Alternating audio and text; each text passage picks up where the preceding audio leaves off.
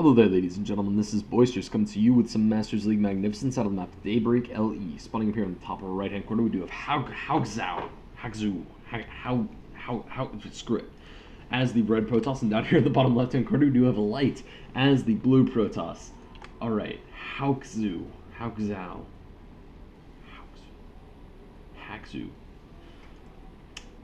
He's the red Protoss this game.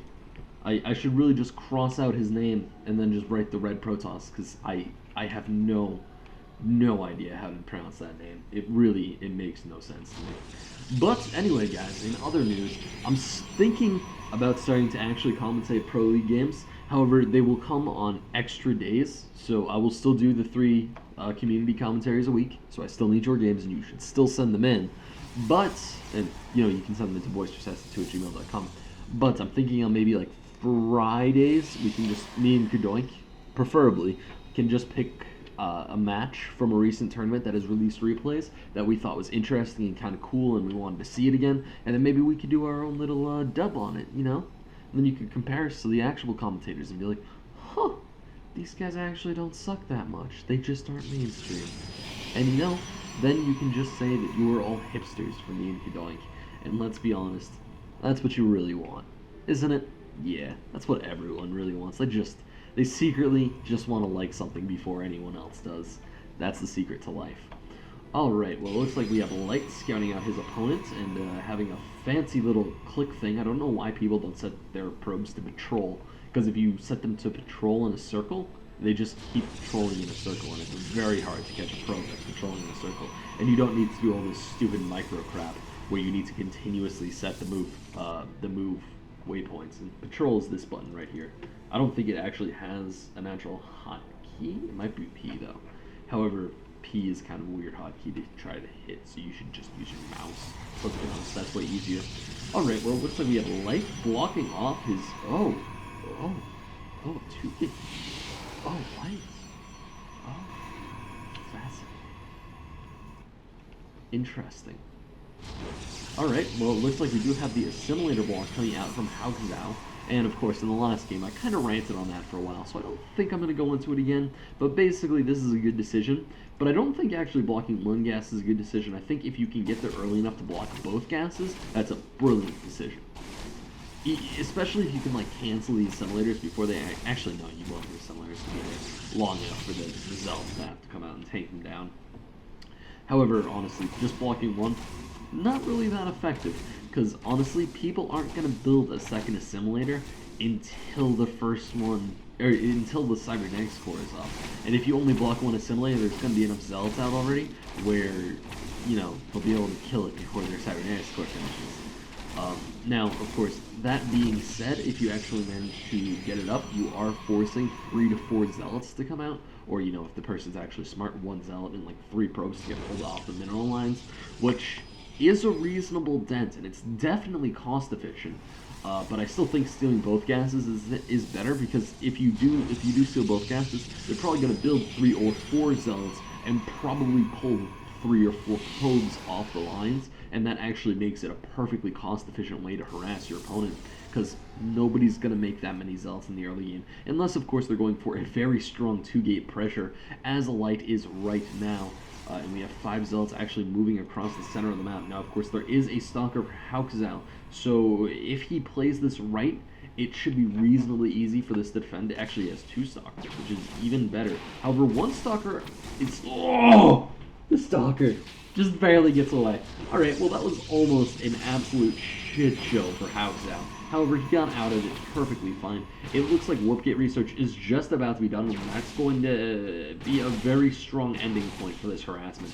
Very, very hard to win when your opponent has Warp Gate, especially if you only have zealots. And the 1 stalker!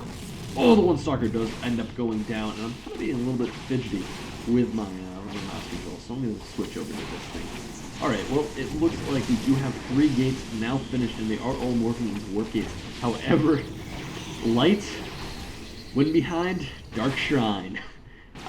Did he even get Warp Gate? Yeah, he did. He literally just straight up teched to Dark Shrine after going for a 2-gate pressure play. That is very deserving of the slow clap. I mean, that's That's on the side of ridiculous that you barely ever see in Masters play because let's be honest, it's a very Bronze League type of play. That's a very Bronze League type of play. There's no other reason to do that unless you're in like the bottom 20% of players. However, Light being in the top 20% of players, or no, the top 2% of players is like, fuck you all, building Dark Templar. What's up? Those things are permanently invisible. They just swipe the blades a lot. And if your opponent doesn't have a robotics facility, they be fucked. And you know, that's quite apt in this situation.